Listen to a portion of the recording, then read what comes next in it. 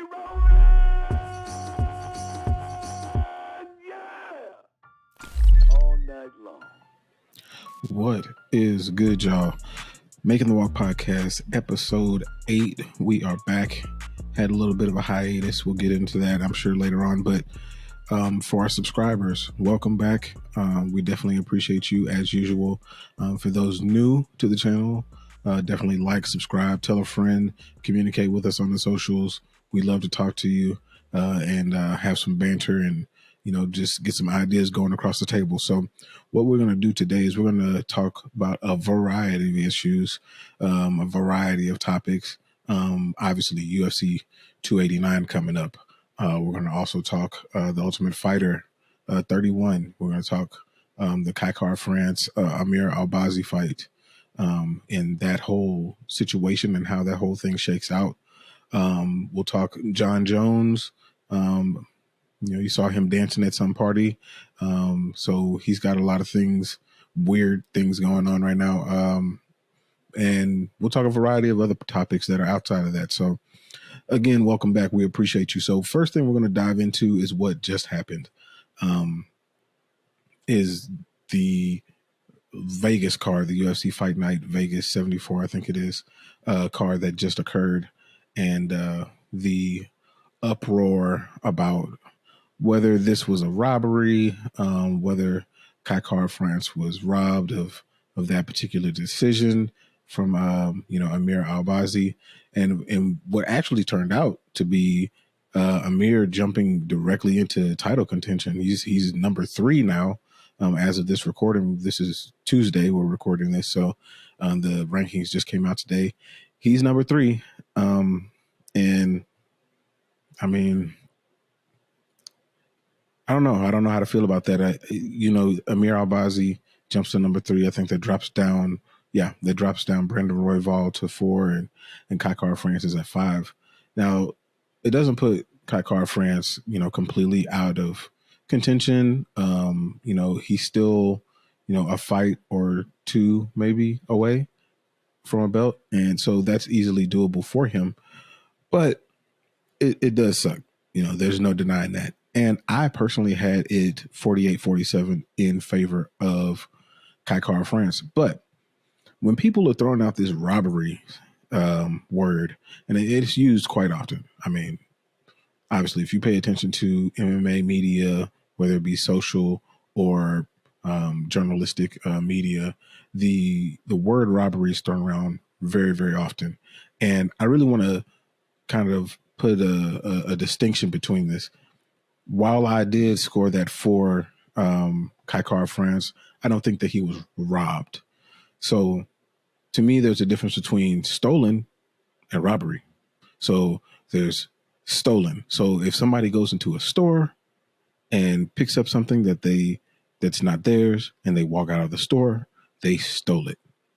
Now, if somebody comes in masked and robs the store of all the funds in the cash register, now that's a robbery.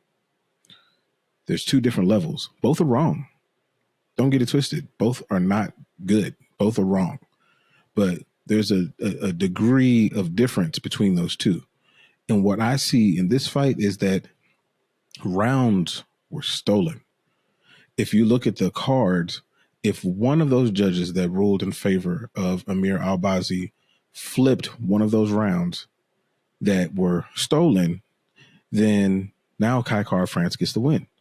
That's stolen. Now, by the same token, if Kaikar France went through that whole fight and one of the judges scored it 1-4 in favor of Amir Albazi, now that is a robbery.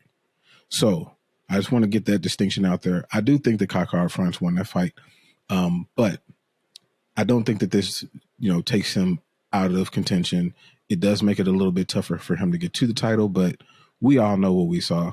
And we all know the caliber of fighter that he is. And I know that he's going to bounce back in a big way. For Amir Albazi, he's going to fight Brandon Royval. If I'm Brandon Royval, I don't know if I want to necessarily do that. He may just wait until the Moreno-Pantoja fight shakes out and then fight the winner of that. who knows? It all depends on timing. But that one's a very interesting and very poignant fight for the flyweight division, and I'm glad it was featured. So that's a plus on the UFC matchmakers and the people who do the scheduling, a feather in their cap by doing something right for the flyweights, as opposed to what's happened previously. Now, I do think that there's a fight coming up soon with Mateusz Nicolau that's pretty far down the card, but we'll see. Maybe they'll shift it around. We'll see. But another fight on that card that was pretty interesting was Caceres against Pineda. And it kind of went the way that we thought it was going to be. Pineda is a fighter who doesn't go to the judges. Win or lose, he doesn't go to the judges. And I think that he's one of the more underrated, exciting fighters on the entire roster. And Alex Caceres, Bruce Leroy, his striking, his creativity, and now his ability to transition and move around on the ground has him. I mean, and he's a veteran now.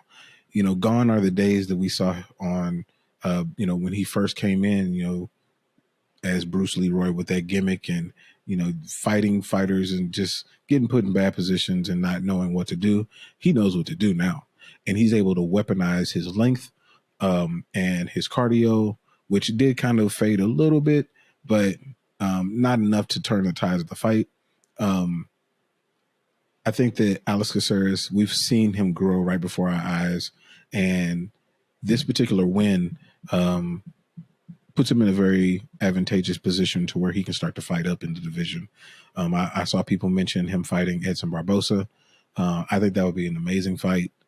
Neither one of them are going to want to necessarily go to the ground. If anybody goes to the ground, it'd be Alex Caceres, but Barbosa has amazing takedown defense and obviously immaculate striking based on what he just did to Billy Q. And just overall, I mean, he's one of the best strikers we've ever seen in the UFC. So I think that would be an amazing fight for them. And then Pineda, he's not going anywhere. He's going to continue to put on exciting fights, and more than likely, his next fight is going to be a finish one way or the other. But it's going to be exciting, and I can guarantee that. So the fight before that was very, very short, and it's amazing that he keeps doing this. Jim Miller destroyed Jesse Butler in 23 seconds. I was lost for words. I did not expect that to happen. For some reason, it seems like as he gets older, his striking has become more powerful. Maybe it's old man strength. I don't know what it is, but he's more crisp with in the exchanges, and he just hurts people now. He's on his march to UFC 300, and every time he fights, he's going to pick up a new record. I joked with a friend of mine. I called him the AC Green of MMA. He just continues to pick up these longevity records, and it's amazing to see. And he doesn't seem to be slowing down. He's won 4 of his last 5. And when do you see that in somebody at an advanced age in MMA? It's amazing to see, and I hope it continues. I definitely want to see him at UFC 300 against anybody. It could be anybody. But one person I will say that I think the UFC needs to bring back is Will Brooks. Will Brooks. He's, I think he fought in Titan fighting at welterweight, which is not his natural weight class. He fought on short notice, came in against the bigger guy, and was able to get the win and the finish. If they're going to look for fights for fighters who are more veteran in their career, who aren't necessarily marching towards a title, but are still very skilled, very athletic, and, really just about that life, that's a guy that you bring back in. There needs to be a petition or something. Somebody needs to talk to somebody, write a letter to a congressman to get Will Brooks back in the UFC. So before that fight, Tim Elliott, he outpositions Altamirano to get a unanimous decision victory. And obviously there was a lot leading up to this fight for Tim. Tim's, to put it lightly, he's had a rough go. He's got the whole divorce situation that happened, and You could make a movie about what happened to this dude. With the James Krause situation, his former training partner and his now ex-wife, and got his daughter involved. It was just a mess. And he put it out on social media. At first, I thought it was a joke, but definitely very true. He posted picture and everything. It was wild, and I think I remarked on Twitter that he's either going to come in and be a shell of himself, or he's going to be outstanding. There's really no in between.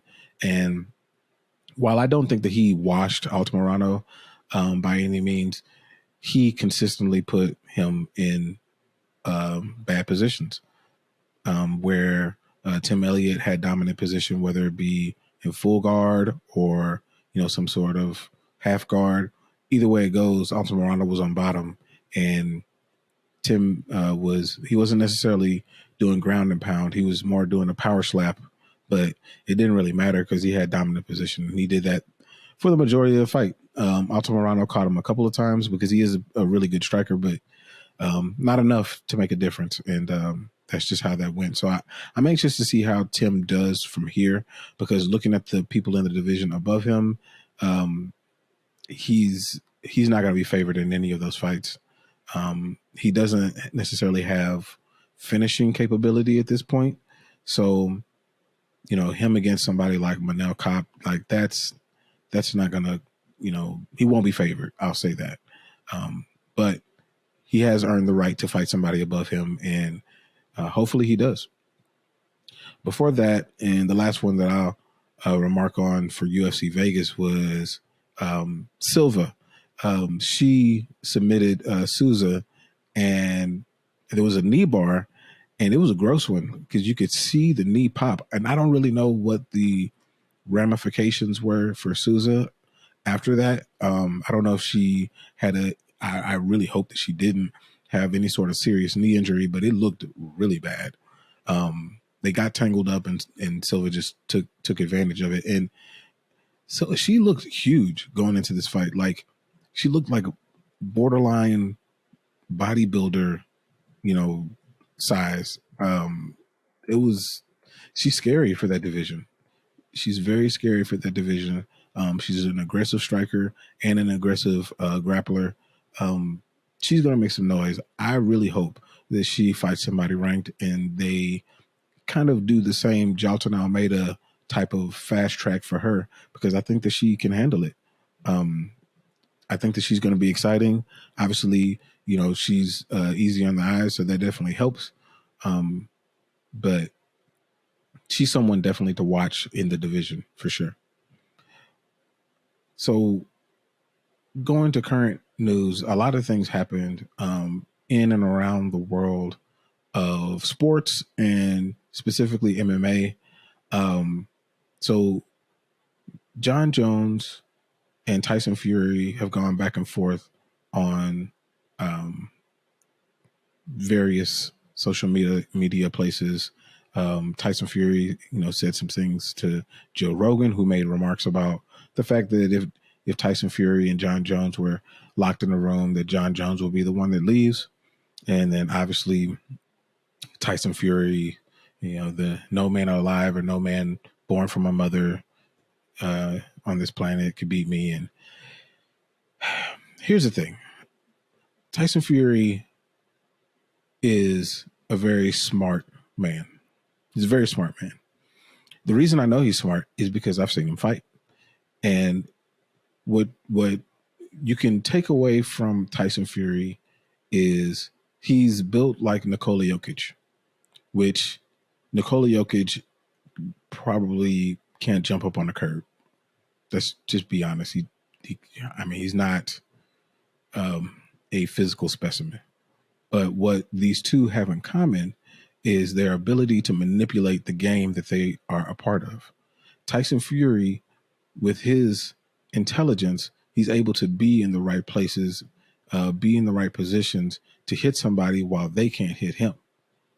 He knows how to work angles. He knows how to do certain things during the fight, whether it's clinch, to rest, or go to the body when he needs to go to the body, feint when he needs to feint. He knows all of these things, and they're instinctual and intellectual. It's a game of chess, and he's a master at it. Because he's smart, I know that he's not going to put himself in a disadvantageous position. And that's exactly what it would be if he were to fight John Jones in the UFC. It's just not going to work out for him. There's no position where John is going to put himself, who is also a master at his craft, in a position to where Tyson can capitalize. He's just not going to do it. We just saw what he did to Cyril Gane. Cyril Gane is an amazing striker. John was not going to just stand there and do a kickboxing match with him. Now, was he? So, no. What he did was take him down and submit him very quickly. And that's exactly what he would do to Tyson Fury. And Tyson Fury knows that. And he's not going to put himself in a position to where he can get dominated and humiliated. So that fight's not going to happen. It's just not going to happen.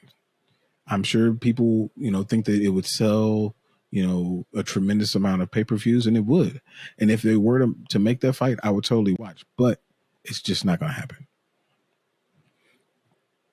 Another thing that's happening right now is, and y'all are probably not paying attention to it, is the WNBA just started.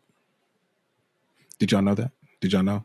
So the WNBA, they just went through preseason and they're about to start.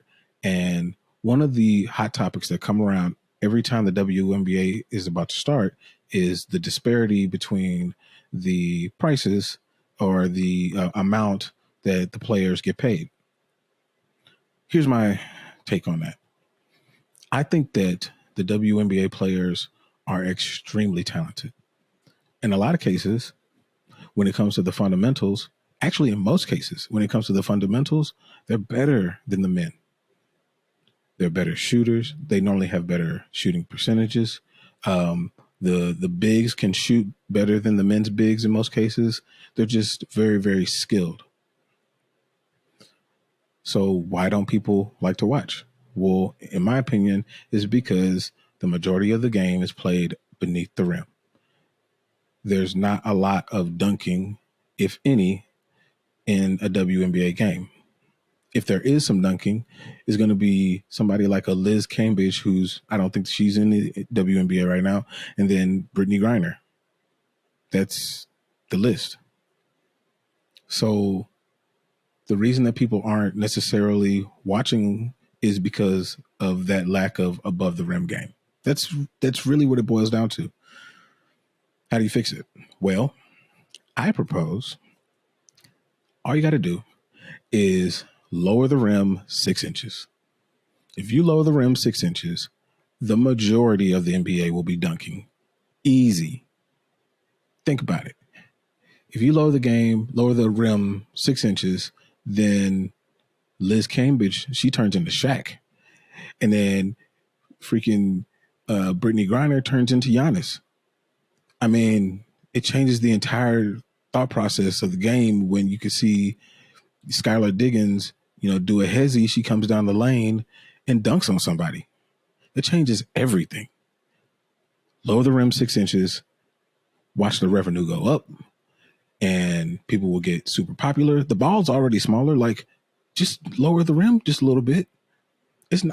I'm not saying that y'all can't play on the 10-foot goal. Y'all totally can. Y'all doing it right now. But if you're trying to body people and make it super interesting, just drop the rim a little bit. Problem solved. Another topic, McGregor Forever. That one, I watched the entirety of the series, binged it.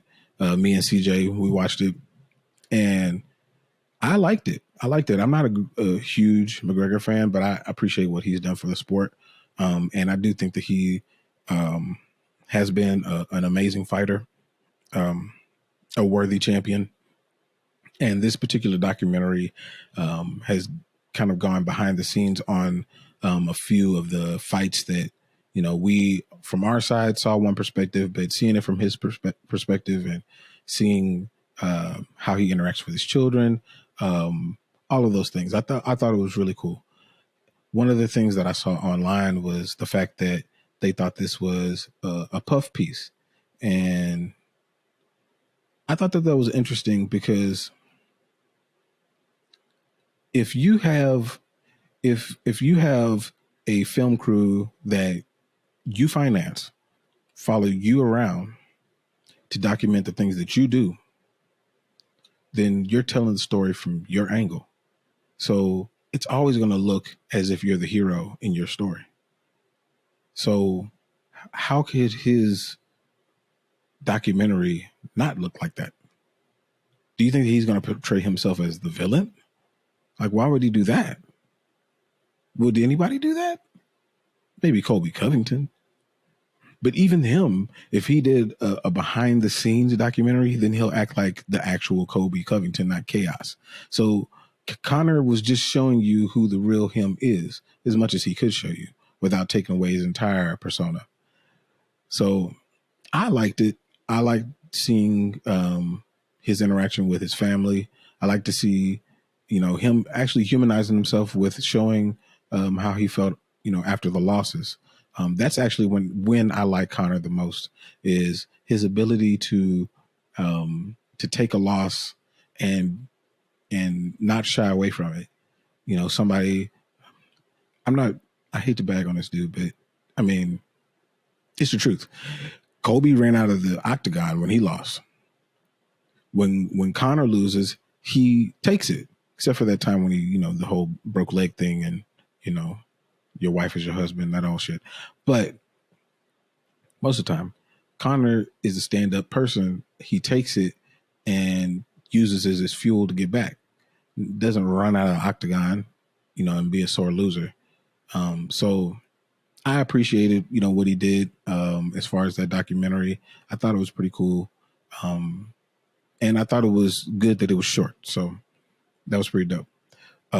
Speaking of Conor McGregor, the Ultimate Fighter started, and it started to, it didn't get great ratings.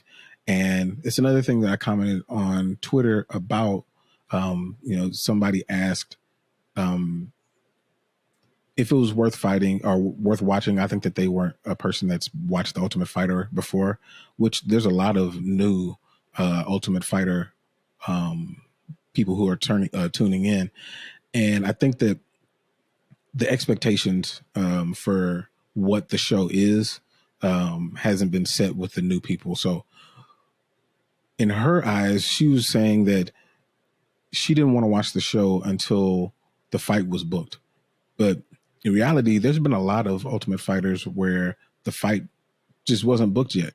A variety of reasons, contract reasons, injury reasons, a variety of things. The show is not necessarily to be focused on the coaches. The coaches are a tool to learn who the fighters are. The fighters are the focus of the show. And so with all of this negativity that's been talked about when it comes to, Conor looks like this, and, he doesn't look like he's going to make weight, and there hasn't been a fight signed, and, some of Michael Chandler's banter has been taken out, and all these things. What we're not hearing is Roosevelt Roberts knocked a dude out in 10 seconds. That's what we should be talking about. It's about the fighters that are on the Ultimate Fighter and lesser about the coaches. So we'll see how the whole thing shakes out. Hopefully they get more viewers, and hopefully that translate to more attention to the actual fighters themselves. And the last thing in current news, I thought this was pretty cool, was Chris Weidman just booked a fight fighting Brad Tavares. It's just amazing to see this dude back. After that break, I didn't think that he was going to come back, to be honest. I thought that maybe he would do some grappling, things like that. But I figured that he was just going to, hey, call it a career. Like maybe earlier in his career, he would, come back. But like at this stage, he's done so many things. He's, won a championship, beat, what some consider the greatest of all time, or one of the greatest of all time, twice.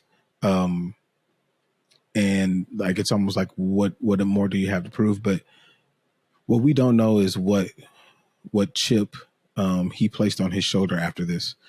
People attack rehab and they attack it with a goal in mind. And I think that this was his goal, was to get back, to get back to a fight and be able to retire on his own terms when he's ready to do it.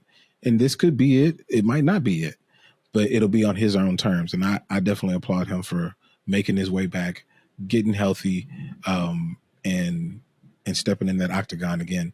I would be nervous about that for sure. And I do wonder, like, as far as Brad Tavares is concerned, like, is it disrespectful to like just immediately start attacking that leg, like immediately do an outside leg kick? Like, is that kind of fucked up? Like, I don't know if is that appropriate, or would people be like, oh no, you knew? You're like, I don't know, but I'm anxious and nervous at the same time to see that fight. I've never been a massive Chris Weidman fan, just because I was a massive Anderson Silva fan, and so he was seen as kind of like the enemy. But in this fight, I'll have those butterflies and my heart racing because of what he's gone through. And I hope that he gives a good account of himself in that particular fight and doesn't get injured. Win or lose, he walks out healthy.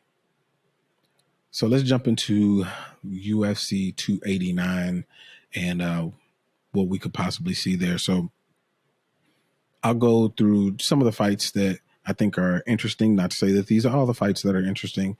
I do encourage people to watch the entire card, because you never know what you're going to see. I personally watch from top to bottom. Well, from bottom to top. I try to tune in the same way that I am when I go to a live event. I go for the very first fight and I stay until the very end, because all of those fighters deserve that respect and that attention because of all the work that they put in. So I think it's important to do so if you're a fan, whether you're watching at home or actually in the arena. But I'll jump into the fights that stand out to me on this particular card. So the first one is, our old buddy, friend of the show, Chris Curtis. He's fighting Nassourdine Imavov, who actually fought, his homeboy, from their podcast. He fought Sean Strickland. So he has some tape, he has some background on this guy. And I really think that, well, first of all, I think that he beat Kelvin Gastelum. I thought that, that them not looking at the headbutt and really taking that into account was bullshit. And it sucked because of how that shot Kelvin up. It's to compare that to what we just saw at Caceres, France, and Albazi. It's not necessarily the same because of the amount of spots Kelvin Gastelum jumped up as opposed to the amount of spots that Amir Albazi jumped up. The amount of spots may be the same, but like the distance between where Kelvin could have gone and the distance between where Caceres, France fell, it's just the same. So it really sucked for him, but he's still fighting. He took this fight, and I think that really he should win this fight. It sucks that it's not on the main card. That's just weird, but I think that he should win this fight. I think that he can tire Imavov out. Obviously, Chris Curtis has been in 40 fights. So he knows how to fight in the pocket. He trains with killers. So, fighting in the pocket, being in those close quarters and exchanging like that, he's very familiar with that, very comfortable there. And I think that he's going to wear Imavov out. I actually think that he's going to knock him out. I think that Imavov is going to get caught with something as he tires. And I think it's going to be a third round knockout by Chris Curtis. So calling the shot. The next fight, Nate Landwehr against Dan Ige.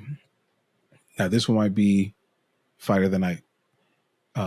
These guys, this fight reminds me of kind of Rafael Fiziev, against Justin Gaethje or Drew Dober versus Matt Frevola. One of those fights that are high octane. Both fighters are very skilled, very adept at exchanging, and have no fear. I think that Nate could be a little bit longer and quicker, but Dan is a little bit more timelier and he has more precision. But I don't even know how. I don't know how it's going to shake out. But if I'm making a pick, I'll go with Dan Ige because of his experience fighting top tier fighters. He's not nicknamed 50K for nothing. So I think that maybe his experience fighting there will help. But if Nate wins, I won't be surprised because both of them are tremendous fighters. And if Nate wins, boy, we're gonna hear this Nate the Train. Like it's gonna be like in full effect if you win. So we'll see. Like, but I do think that's gonna be fight of the night, and I do think that Dan Ige will get 50K one way or the other. The next fight is kind of a Canadian delight here. So we got proper Mike Malott against Adam Fugitt. This fight to me looks like they kind of are sacrificing Adam to Mike Malott. And Mike is he's an up and comer and he's done very well in his previous fights. Clearly, he knocked out Mickey Gall. An improving Mickey Gall at that. Mickey Gall had made some strides going into that fight, and Mike took him out. I think that Mike is going to be able to wear him out just with his pressure. He's going to take away the 4-inch reach advantage that Adam has, and I think that he gets him out of there too. I think that he will TKO him. Maybe in the third also. I think that that's the way it goes, but I do have Mike winning that fight. I don't think that Adam has anything for him. So the people's main event, Beniel Dariush against Charles Oliveira, the de facto title eliminator, the former champion against the person that's coming to get that belt. This one could be fight of the night, but I think that this one goes a particular way. This is the way I think that it goes. Both of them are really good grapplers, clearly. Charles Oliveira, most submissions in UFC history. They're really good grapplers.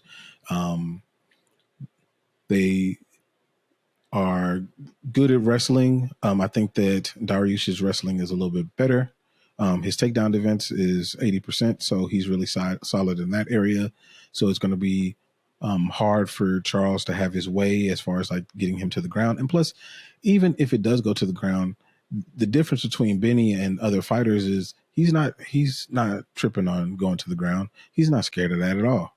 Not at the least. If anything, when it goes to the ground, he feels very comfortable there. He might feel that he has an advantage there. So I think that because of that, that's going to take some of the advantages that Charles has on the feet away. There are a lot of people who are so scared of, I don't want to say scared. Scared is not the right word. There's no UFC fighter that's scared of anything. Hesitant is a better word. Hesitant to go to the ground with Charles Oliveira because of obviously his ability to snatch up limbs and necks at will. But I think that Benny, being as gifted as he is on the ground, he's going to nullify that, which will free him up in the striking area. That's going to take away the invisible feint that Charles has of taking it to the ground. That invisible feint is something that will leave somebody a little bit tentative when it comes to striking. Dariush won't have that. And Dariush carries more power than Charles does, as evidenced when with his knockouts when he knocked just his last fight when he knocked down Gamrot. That wasn't even something that he did a wind up to do. He just threw that punch and easily clipped Gamrot. And that Gamrot is a very, very gifted grappler.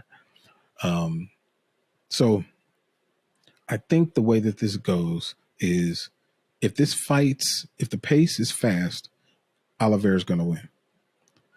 If the fight is slower pace, Dariush is going to win. I kind of equate them to, in terms of football, Oliveira is more like a Kansas City, high-paced, fast type of offense who's trying to just score as many points and get, put the game out of reach as quickly as possible.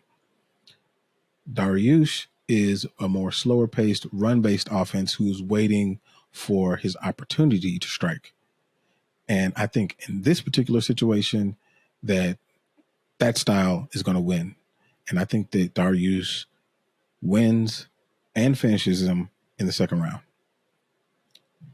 And then immediately calls out for, the title, which he should, which he probably already deserved. So the main event is Amanda Nunes against Irene Aldana. And first of all, this is an amazing opportunity for Aldana to become, the fourth horseman, so to speak, of the Mexican champions. I know she trains with Alexa Grasso. That's been highlighted already on numerous occasions and definitely on Embedded. She's got length. She's got size. She's got a nasty left hand. She's durable. She's got a lot of positives going for her. But unfortunately, she's facing against the greatest of all time. Now, the only thing that I think can stop Amanda Nunes from winning this fight is her commitment to her cardio. That's the only way that she can lose this fight. And Aldana can help her with breaking that commitment to cardio by going to the body as much as possible, using that left hand to go to the body and trying to tie her up, push her up against the fence, make her carry her weight as much as possible. Try to tire her out and then try to push it into some boxing exchanges where she can connect with that left hand. I think that that's possible, but I don't think that it's likely.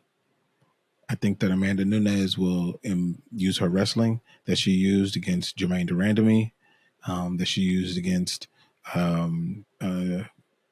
Jess or Pineda. I think that her smarts, her intelligence, her ability to take the fight where she wants to go is going to get her this victory. So I definitely have Amanda winning this fight, but I have her winning it by unanimous decision, not a finish. And then after she wins this fight, then what else? What else is she going to do? Who else is she going to fight? I don't know who else is out there that really is going to get her blood boiling in a sense, or get her up to train. Why? What's going to get her, up in the morning? Before it was, Juliana Pena was, she talked a lot of shit, and then she beat her based on her getting tired. That got her, up in the morning, got her, getting those extra miles in, getting those extra rounds in. But that doesn't exist now. She conquered that particular foe. So what now? They just had another kid. I don't know. But I don't see many more of these for Amanda Nunes. She's 35. She's got a lot of money at this point. What for, really? I don't know. We'll see. We'll see how it goes. But I definitely have Amanda winning that fight. So that is going to wrap it up. Again, like, subscribe, comment. Here, Twitter, very active on Twitter, Instagram. The socials are down in the comments or in the description. And of course they'll pop up after this, but yeah, man, we'd love to hear from you and talk to you. And yeah, we'll talk to you next time.